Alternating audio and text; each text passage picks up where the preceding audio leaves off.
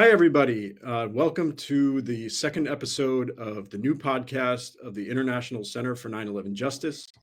My name is Ted Walter. I'm the executive director of the center, and I'm delighted to be joined here by my friends David Chandler and John Cole. We are going to be talking about a new paper that was just published in the Journal of 9/11 Studies that David authored, and it is about the fall of the antenna on the North Tower of the World Trade Center. Um, the Journal of 9/11 Studies, for people who don't know, is a journal, a peer-reviewed journal that was started back in 2006, and which in 2023 formally affiliated with the International Center for 9/11 Justice, and it is edited by Kevin Ryan, who's been there since around 2006, as well as Piers Robinson, who is the research director of the International Center for 9/11 Justice. So David, as you can see on the top there, hey David, how's it going? Okay. Good. So David is a retired physics teacher, and he has been a leading researcher in the 9/11 truth movement since around 2008 or 2009. He is known sort of for getting NIST to, or forcing NIST to acknowledge that Building 7 came down in free fall for the first 2.5 seconds or so of its collapse, due to a public comment that he submitted in response to NIST's draft report. For those who don't know, NIST is the National Institute of Standards and Technology. It was the federal agency tasked with investigating the collapse of the World Trade Center towers and Building 7. And so they released a report in 2008 on Building 7, which initially was denying that Building 7 experienced free fall. And David got NIST to acknowledge that Building 7 did undergo free fall during its collapse. He's also produced many short videos analyzing sort of the dynamics and the sort of the explosive nature of the collapse of the towers. And he's also published a few papers in the Journal of 9/11 Studies prior to this one that we're going to discuss today. And then John is a civil engineer practicing. Hey, John, how's it going? Good. Good. Practicing in the state of Florida. How long have you been a civil engineer, John? Since 1985. So I don't know, what's that? A long time. 30 years, 40 years. Great. Awesome. And John, I think you became involved sort of around the same time, 2008, 2009 period. And John is kind of known for producing videos. He's produced several videos, generally documenting the experiments that he has done in his backyard to test the competing hypotheses of controlled demolition or fire-induced collapse. So he's done some experiments looking at sort of the thermal evidence, the melting of steel, the corrosion of steel. He's also done many more experiments sort of looking at the dynamics of the collapses. And maybe, John, you'll have a chance at some point to say a little bit more about those experiments. Most recently, he released a film called The Last 30 Seconds last fall, which I consider to be his magnum opus, kind of pulling everything together that he's done. And you published a paper in 2023 in the Journal of 9/11 Studies about the what we call the North Tower spire, which is actually the portion of the core structure of the North Tower that remained standing for 15 seconds after the rest of the building went down. So you can find, if you go to the Journal of 9/11 Studies homepage on ic911.org, you can find pretty much all the papers that John and David have written that have been published in the journal are listed there under the recommended articles. So welcome, guys. How are you both doing? It's good to see you both. Thanks for inviting us to this, Ted. This is going to be most interesting. Yeah, absolutely. When's the last time that you guys spoke? I know you've done a fair amount of work together, a little bit on the Pentagon, but We get on the phone every once in a while. Yeah. Check out whether his house is still there after the hurricanes and things like that. Isn't that the truth? Last year was a doozy with hurricanes, but I survived. I'm still here, so that's good. Yeah, awesome. So I don't know if I've missed anything I wanted to say, but why don't we just start off, David, why don't you talk about sort of the impetus for this paper and how you got the idea to do it? Okay. Well, could you play the sorry video? Let's talk about that first. And Sure. then I'll show, that illustrates the issue that we're going to be talking about. Absolutely. Before we do that, I'll just say this is the visual. This is the paper on the ICMON website. So that is what we are discussing here. And let me the sorry video. Give me one sec. And I don't speak French, so I don't know if that's even the way you say it, but this is it. And notice that it's basically seeing the North Tower as seen from the north face of the building. And notice how it appears that the antenna just comes straight down in. Can you rewind it a few times there? Okay. And if you do careful measurements, it turns out the antenna is the very first thing that is moving. It moves prior to the roof line. I mean, in other words, it's the antenna. It appears to be that it's going into the building even before the roof starts to collapse. So you have to wonder what's holding up the antenna and what had to fail to enable that antenna to fall into the building. I mean, it's not like the antenna is crushing anything. It's been held there for years, it's decades. And so all of a sudden, why would the antenna fall into the building?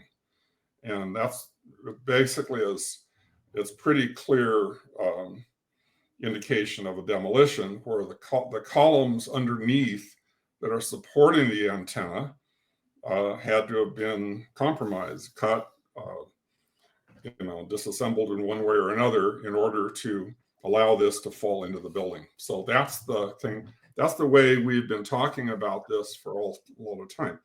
However, the debunkers trying to tear this idea apart are, and also, by the way, NIST, they tried to address this because it's a problem for them. But NIST comes up with an idea that the perimeter columns on the south wall, that's the wall you can't see. They keep talking about stuff you can't see.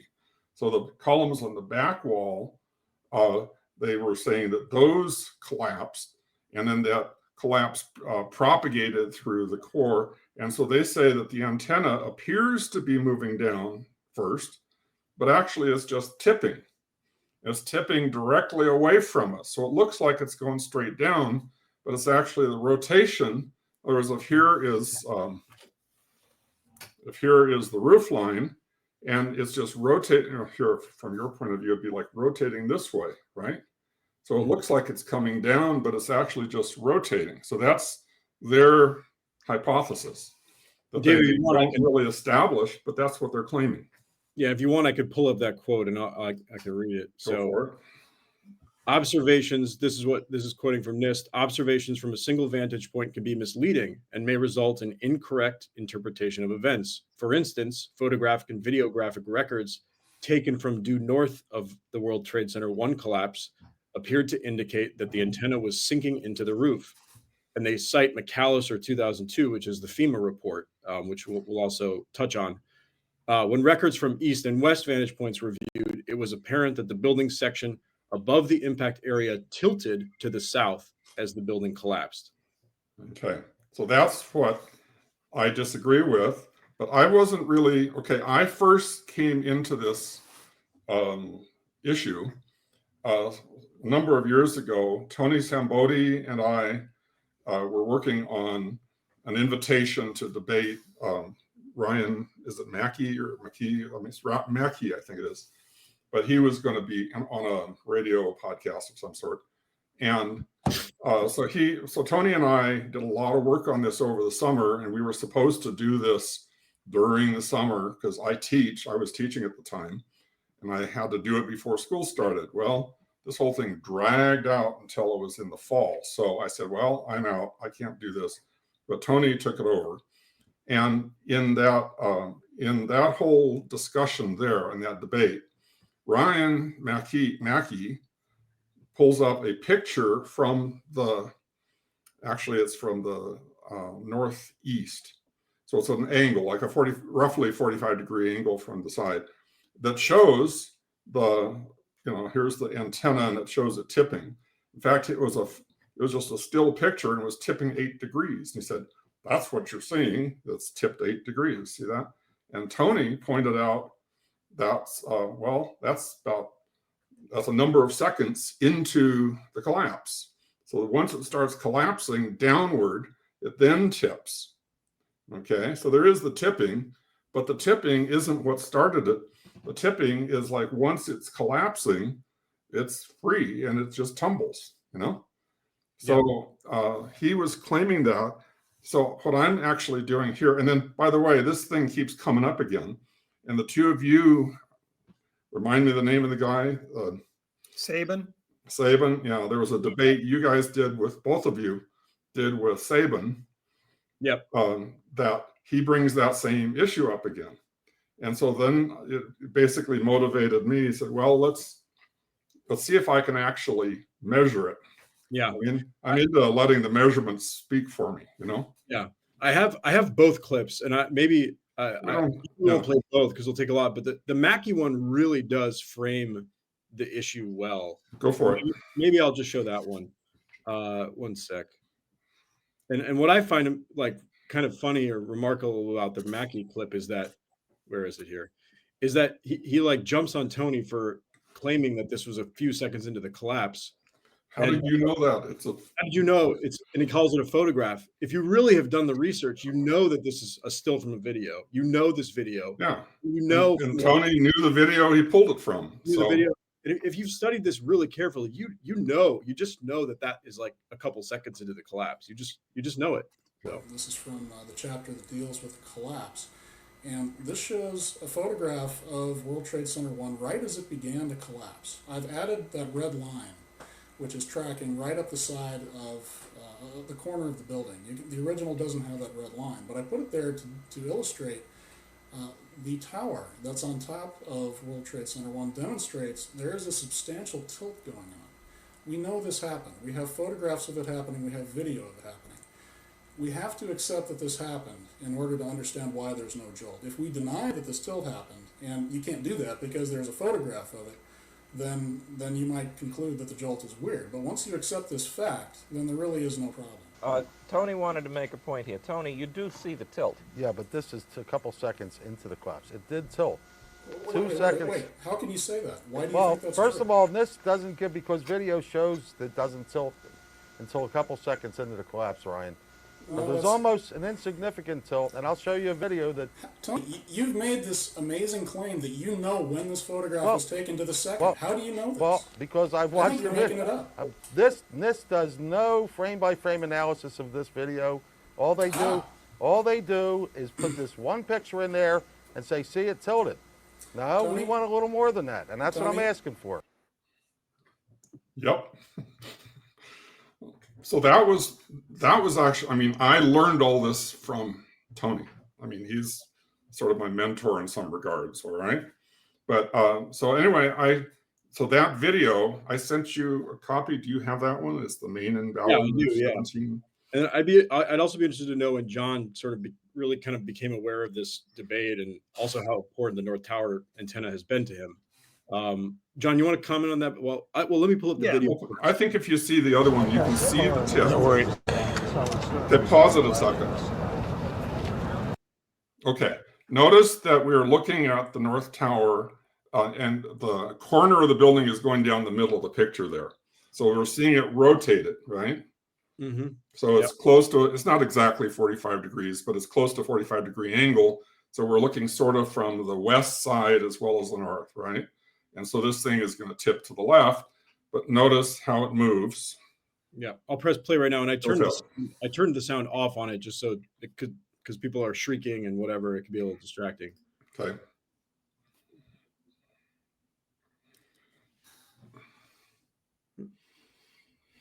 Now, so this is also the video I use to do my measurements. It's the same one that Mackey and Zambodi. Okay, there it goes. So it sort of came down. That guy just walked in. Fortunately, he didn't take out anything critical. I got some measurements before and after that guy walked past the camera. But it starts down, and it starts tilting pretty quickly. But it's only, the measurements I took are that in the first, I think, 1 point something seconds, 1.5 seconds roughly, it's within a half degree of vertical, okay? It didn't tip more than a half a degree for at least 1.5 seconds. So the initial movement is downward with a little bit of tilt, and then the tilt magnified as the time goes on. So the question is, what initiated this whole process. That's the thing.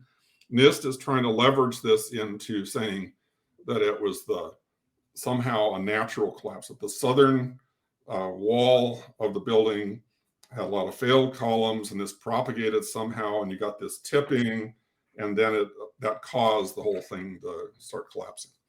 Okay, and what we're saying is, no, this thing is dropping into the building, and that whole scenario of it tipping and it being a gradual transition into collapse really doesn't describe it. Okay.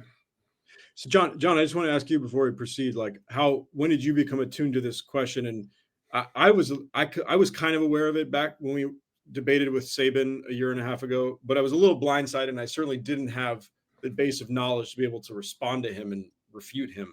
What's your awareness of this issue, Ben? Yeah. Okay. Well, the first time I came across it, frankly, was back in 2008, and it was really it was a presentation put on by Gordon Ross, who's a Scottish mechanical engineer at the YMCA, I think over in England or something. And he went through frame by frame, and he looked at the band, the horizontal black band that's on that antenna.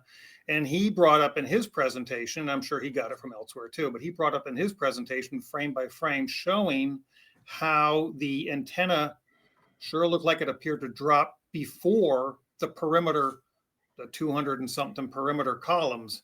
And as he pointed out, he says, if you're going to take these buildings down, the place to attack is a strong core first.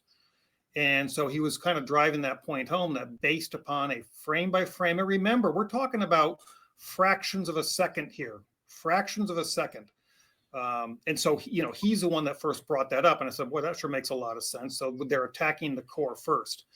But it turns out when you do more research on this, what David had said before, really the first people who brought it out were the first government entities, if you will, to bring it up. They said FEMA and the American Society of Civil Engineers studied this thing, and they're the ones who brought it up. And so in their report, yeah, there it is right there. A review of videotape recordings of the collapse taken from various angles indicate the transmission tower on top of the structure began to move downward and laterally. They acknowledge it moves laterally slightly before the movement was evident at the exterior wall. This suggests the collapse began with one or more failures in the central core of the building. Well, the problem is the central core of the building is made up of these massive box columns. I think there's 47 of them. And they might turn to wide flange near the top. And then they go up to what's called a hat truss, where the top center core is all networked and tied together to take that vertical load from that 350-foot tall antenna.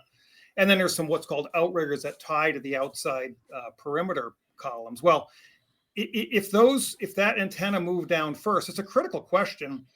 It's not critical to determine whether the buildings came down naturally or not, but it's one of the more finer points that, thanks to David, we now have an answer. We always surmised all along that it made perfect sense to attack that core, bring that down, and then do the perimeter columns. The problem for NIST, and as David touched on it, the problem for NIST is that doesn't make sense for a fire-induced progressive collapse. Matter of fact, it kind of destroys it, because how can those fires how can it sever all the core columns and that hat truss to bring that down first? So they went against the American Society of Civil Engineers and against FEMA. And I think McAllister's both was in the FEMA study and the NIST study. So they had to kind of backpedal a little bit. Oh, wait a minute. We can't have that. So they're the ones that came up with this whole idea that, oh, no, what it was is where you can't see this thing is rotating, and it's that rotation that you're observing the differential in elevation. So and then of course the key is nobody's saying it didn't rotate, but the question is when. It's all about timing. And what David's paper does, which I'm sure he's going to get into, he's going to show that let's put some measurement to this. Let's put some geometry and measurement to this. Let's finally settle this question, because we have American Society of Civil Engineers and FEMA on one side, and we have NIST on the other side. What's the answer? And so anyhow, long dissertation here, but the bottom line is Gordon Ross really got me into this in late 2007, 2008. Got it.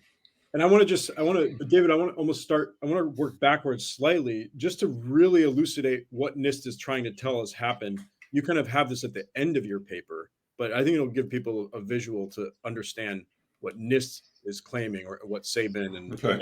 claiming, which is the idea that the antenna, all that decrease in height is being produced by the building tipping, the top of the building tipping, and there's sort of a hinge effect there. Maybe you want to just describe Right. this, David. So, for instance, the vertical line there is showing you the initial orientation of the antenna, and if NIST is claiming that the antenna, the fact that it starts down before the wall starts down, that means on the right there, I don't know if you can see where I'm pointing, but on the right-hand side, the center, the fulcrum of that angle there, that would be, in other words, is the roof line tipping and carrying the antenna with it? And so from the north, that's seeing it from the right, from the right looking left, you would see this antenna tipping away from you. And so they're saying that's what's causing the apparent downward motion. So I said, okay, let's see how much downward motion we get out of this, all right? And so what you have here is I calculate how much downward motion there is based on the angle, all right? And so if you have a certain angle of rotation, you can calculate how much drop there would be. And I think it turns out that in that first period of time that I was looking at, I forget the numbers exactly, but it was something like 35 centimeters or something like that of drop is what you would get from the amount of rotation we're talking about. And actually, the amount of drop you can measure is several meters. So it's like way a lot more drop than this rotation mechanism could possibly account for.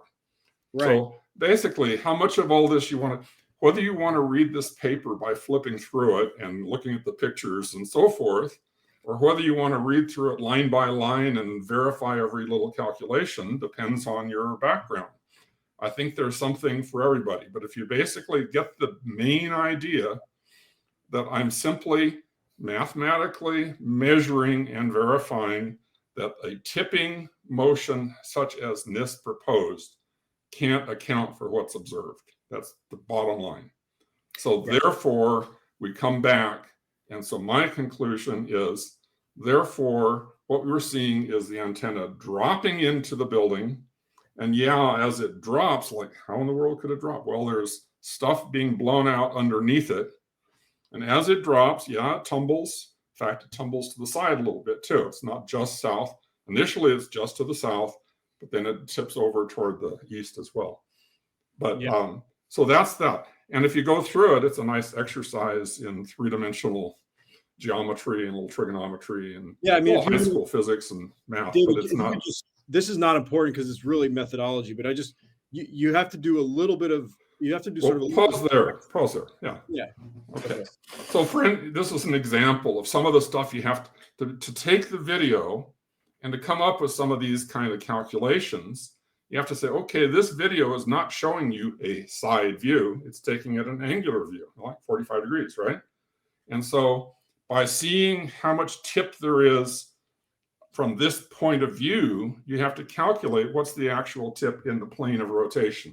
In other words, as it rotates to the south, how much angle of rotating to the south corresponds to the angle that you're actually measuring on the video. And so if you look at this, you have a square, all right? You have your square, and if you're observing the square from one side, you see one side, you don't see these side views, right? But as you go like this side and that side are going to be different sizes, right?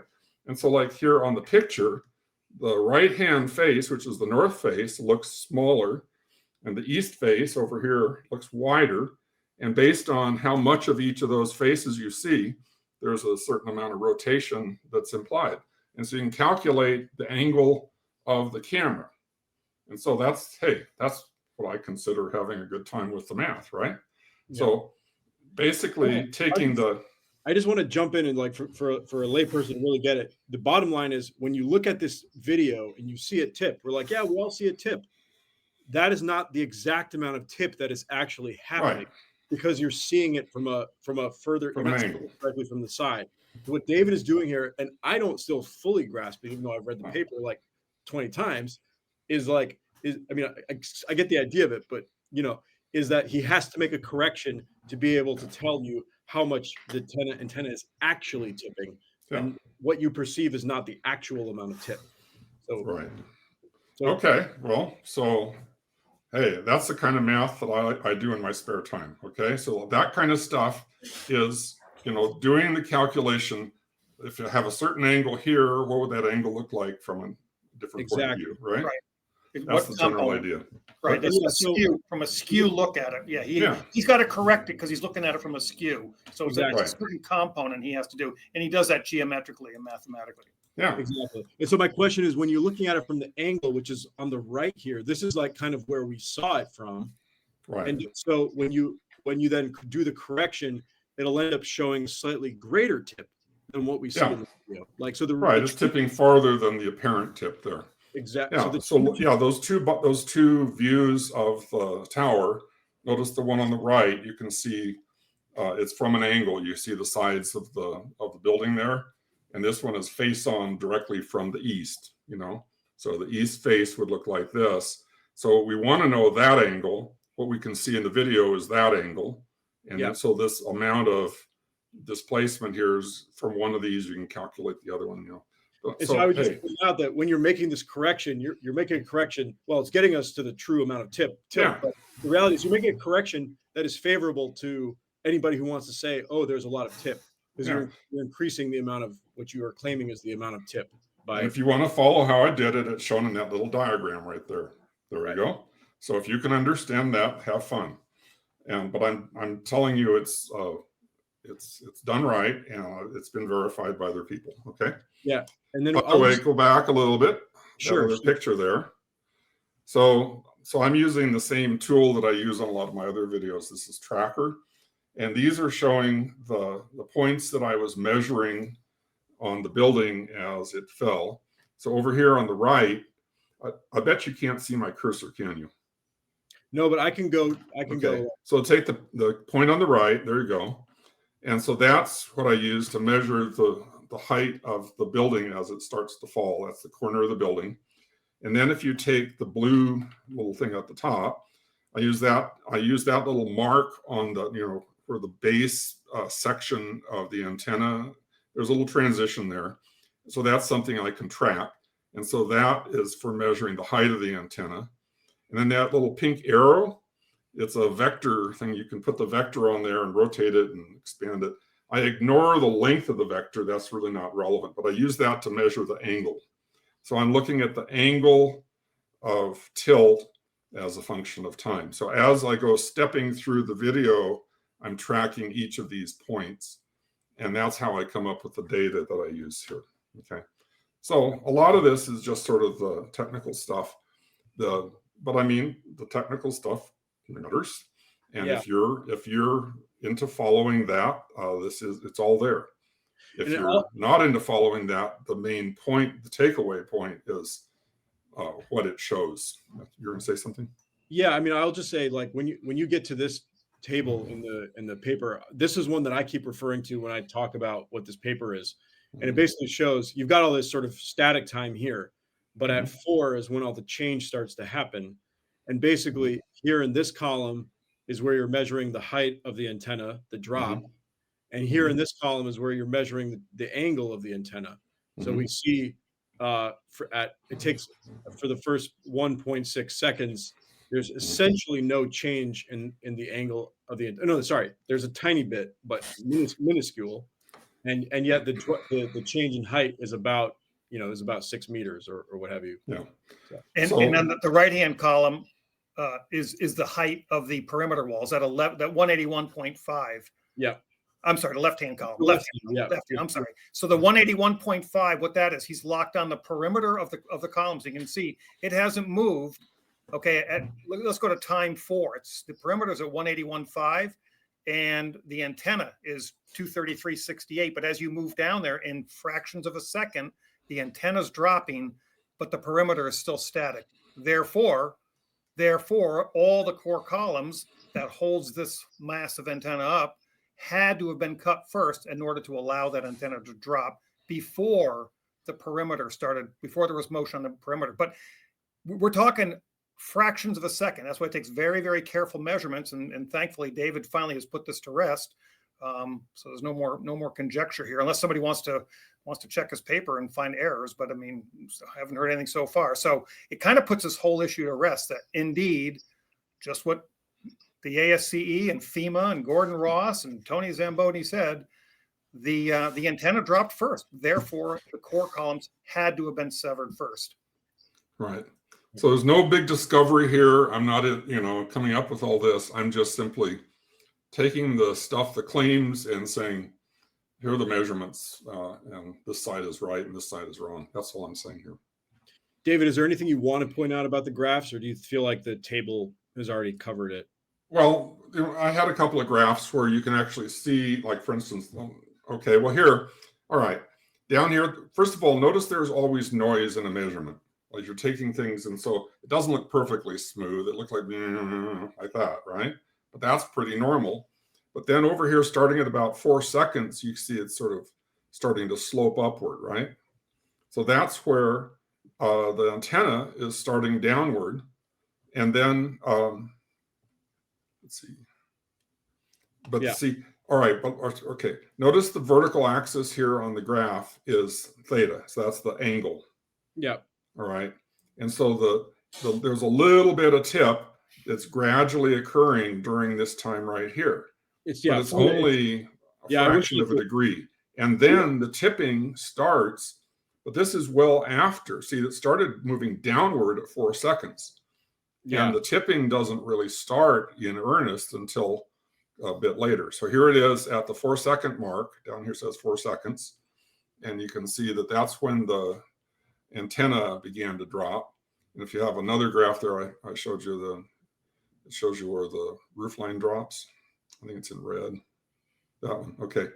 So notice the roof line doesn't start down until like 4.6 seconds roughly. All right. Yep. So that 4 second mark in this whole analysis, the 4 second mark is key. Yeah. So that interval in between is when the antenna is actually moving downward vertically, as well as tipping slightly, but it's moving essentially downward as it tips, preceding the fall of the perimeter columns there. Yeah. So that's really it. It's a very straightforward, single focus paper. So it's not about a whole bunch of things, but it's a key point that sort of knocks the stilts out of a bad explanation that was just used to rationalize NIST. They were trying to bolster their argument with something that was flaky. And I'm just trying to say, that's flaky. And typical of NIST, they leave important issues out. It's not that it didn't tilt. Again, to beat a dead horse here, it tilted, but NIST didn't say when it tilted. It tilted or how much after, it tilted, yeah. Or how much well, I think they said 8 degrees maybe. But the point is, it tilted, but they left it out. And really, they're the ones that are supposed to be investigating this. I think they should have done this analysis. I mean, you did it. I know you're very talented, but I think NIST is probably just as talented. They have engineers that could have done the same thing.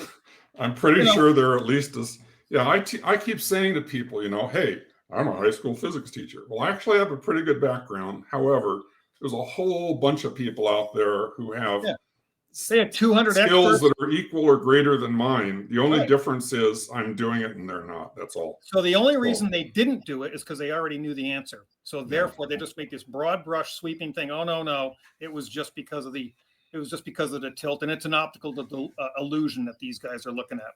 Well, I think you put the nail in the coffin. No, it's not. No, it's not.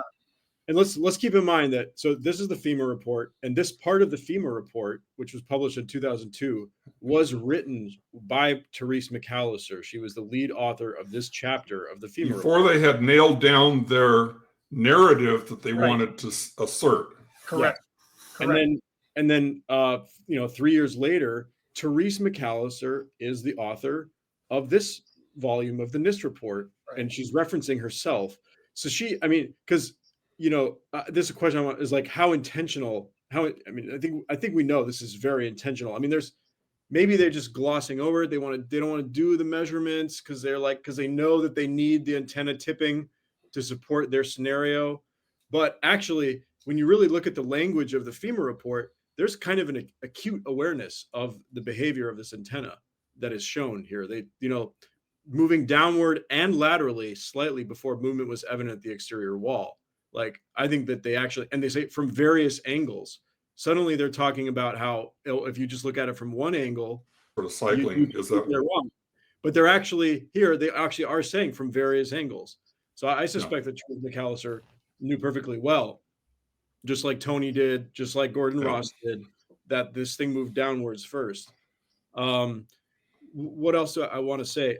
So I want to raise this question, which is, okay, this allows us to say that, I mean, first of all, this statement in the NIST report is unambiguously false, right? And this is something that I've been thinking about. David, I haven't told you this, but I've been thinking about, should we submit a request for correction, maybe just on this one issue, because we can unambiguously show that they're false. Who knows what garbage they'll spit out, but like, at least we would be annoying them, and maybe that's part of our job, is to keep annoying them.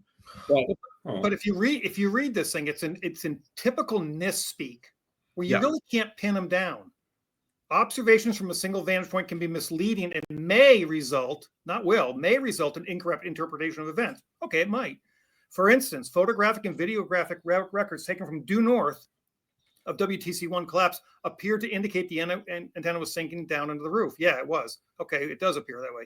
When records from east and west vantage points were viewed, it was apparent that the building section above the impact area tilted to the south as the building collapsed. But they don't. So they didn't quite say anything wrong. They don't say anything wrong. So you can't challenge them, because once again, it's typical NIST speak, where they leave out the critical detail of linking when. And what are they missing here? So had they known it, they would have shown the math. They didn't show the math because they know it would prove them wrong, in my opinion. Yeah. So they decided to make a fuzzy statement to cover what they could know precisely contradicted their thesis. Correct. Got it. So we know that this measurement obviously refutes. It certainly refutes in this scenario that the collapse of the North Tower initiated on the south face, and then sort of spread, the quote unquote instability spread from the south face to the rest of the exterior columns in the core. What we know is that the core failed first.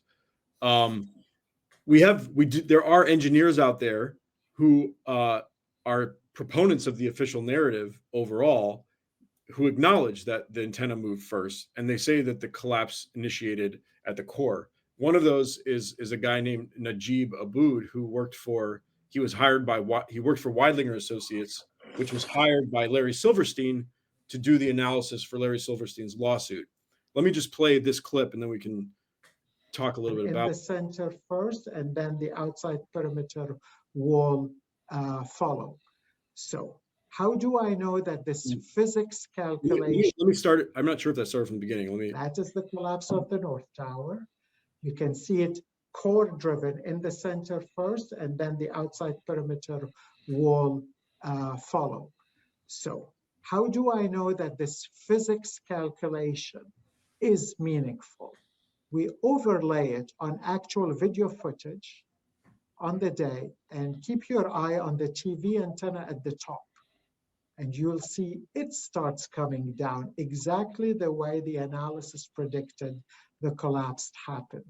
The overlay of the calculation and the observable events is, amazingly good.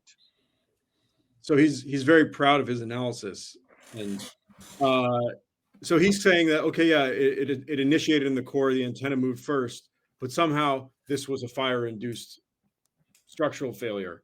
So what, John, David, what would be your response to that? Go ahead. Well, and not only does David's math prove this, and not only does what you just showed, everybody sees the obvious, that the core is attacked first, but it also corroborates eyewitness testimony of explosions going off in the basement before the main collapse. Okay, possibly pre-weakening explosions. I mean, elevator doors blowing off. Not only that, if you look at my last 30 seconds video, or look at the spire, we know those core columns, the inner core columns, were cut all around the 60th floor, more or less. Well, that's way below where the plane hit. So what cut those columns, and when were those columns cut? But that would also explain the cutting of the core columns would do exactly that. It would, and again, the eyewitness testing, it would do exactly that. It would drop the antenna that's networked together with those core columns with that hat truss, and it would drop that first. So again, timing's everything. It's all about timing, but again, the eyewitness accounts and the visual of the center core columns all corroborate exactly what everybody can see with their own eyes. Right. So yeah, maybe on its own, I mean, what you're pointing to is the fact that we have an enormous amount of corroborating evidence, other evidence besides the antenna movement that tells us this is a controlled demolition that corroborate that. And so on its own, let's say on its own, how strong could you say that the antenna moving first, the core failing first is? If you had no other evidence, is it definitive? Is it much more consistent with demolition, but maybe you could imagine some way that a natural series of failures could do it? Well, I think you have to look at the size of those core columns. So you have to look at the evidence that David's pointing out that it dropped first. If that's all you knew, then you have to look at the structure of the building itself. How's this thing built? Oh, okay. It's got 47 core columns and then the perimeter columns and then open web bar joists between them. Okay. So because those core columns had to have been cut first to get the observation we observed, now what can cut those core columns? Well, as I said, jet fuel can't melt steel beams. We know no fire could have cut those massive core columns. They were huge. Yes, they tapered toward the top, but they were massive. What force can cut that? The only logical force you can come up with is some sort of cutter charge, explosives, incendiaries, some sort of, and not only that, it had to be pretty close to simultaneous to cut them all almost the same time. So just from this one thing, yeah, I mean, it tilted some. If you take a flagpole with a chainsaw, you cut it, yeah, it's going to tilt some, but basically you're going to cut it and it's going to come almost straight down. So it's very indicative of a controlled demolition, albeit a top-down demolition, not a classic demolition like Building 7 was. But I mean, it makes perfect sense that those core columns were attacked first. They're massive. A fire-induced collapse makes no sense whatsoever. Yeah. And of course, a split second after you have the antenna going down, you have the entire top section going down at roughly two-thirds the rate of gravity, which, David, you are one of the primary researchers responsible for that discovery. And we know that is simply that rate of acceleration with a lack of deceleration is simply impossible if the top was actually destroying the bottom. One of the connections I like to, John, since you came out with the paper about the spire, which is about the last 15 seconds of the event, I like to say now we had the beginning of the event and the end of the event, which are maybe the most important pieces of evidence besides all the other evidence, eyewitness accounts of explosions and squibs and pulverization and molten metal. And obviously it's an endless amount of evidence, but that first moment and the last moments are kind of in a way like the most important. And we've extended that even a little bit more by sort of definitively adding the antenna to the analysis. We've extended this by half of a second. But so go ahead, David. To answer something you asked a minute ago, does this stand on its own? Well, there are dozens of different elements to this, any one of which should make your eyes pop, And so, yeah, if this were the only thing you knew, yes, you should question, does this mean it's a controlled demolition? And it points in that direction. But it's not like this is not like a linchpin of an argument. It's just yet another redundant proof of the same point. So it's over and over. I wanted to give a little piece of history here. All right. That two-thirds, you mentioned the 2/3 G type of thing. Mm-hmm. Where that came from, I was, in my early days of working with my little measurement tool that I was using to measure everything, I pretty much measured everything that moved. I saw, the building did not come down at free fall. I just sort of set it aside and so forth. But then Richard Gage was in a habit of going around and saying it came down at near free fall. And some people were on him and saying, how do you know that? And so he turned to me and said, can you tell me how much it's accelerating downward? And so I was basically, it's not free fall, but I measured it. And I measured it and then I thought about it. It's coming down at 2/3 of free fall, so It's not as definitive maybe as building 7, but then you have to say, what does that imply? It's accelerating the entire time it's falling until it descends into the cloud. And the fact that it constantly is accelerating downward actually proves that it could not possibly be what is destroying the building. Because if it were destroying the building, you'd have forces going both directions and it would not fall like that. Anyway, it would not accelerate. It would be more uniform motion or something. It wouldn't be accelerating into it. The fact that it accelerated the whole time. So that answering that question, just to clarify Richard's request, it was like, whoa, I discovered this whole other line of logic that points to the fact, no, the top section could not possibly have been what was destroying the building. So it was not a gravitational collapse.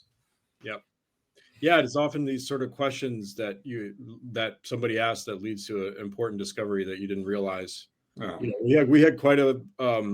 So attention to detail is the key sometimes, you know. That's where the devil is.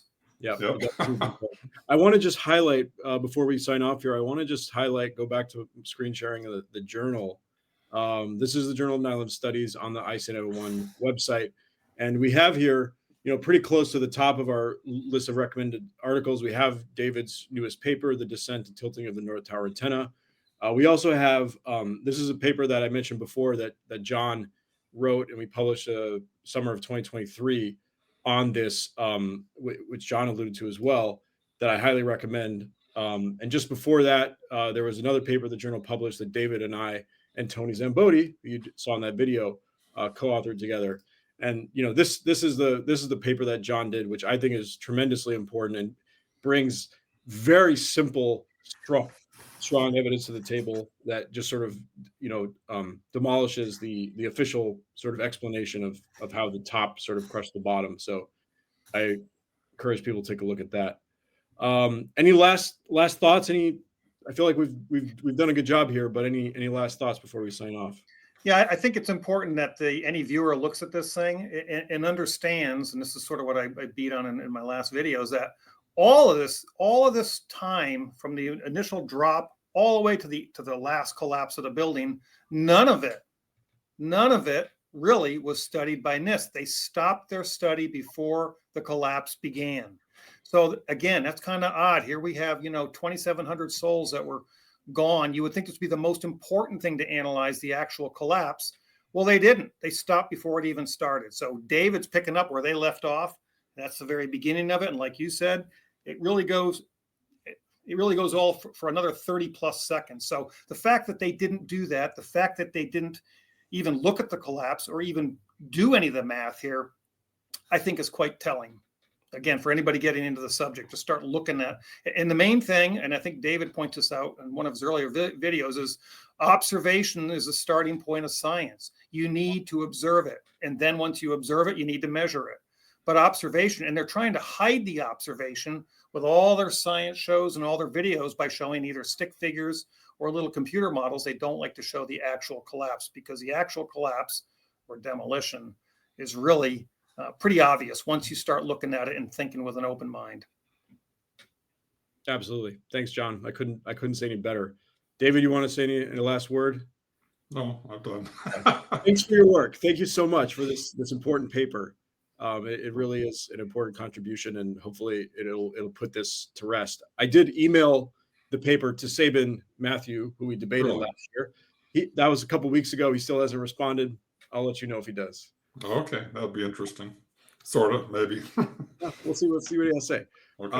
All right. Well, thank you guys. It's been fun, and I hope it's helpful for the audience. Thanks for hosting, Ted. Thank you. Thank you. My pleasure.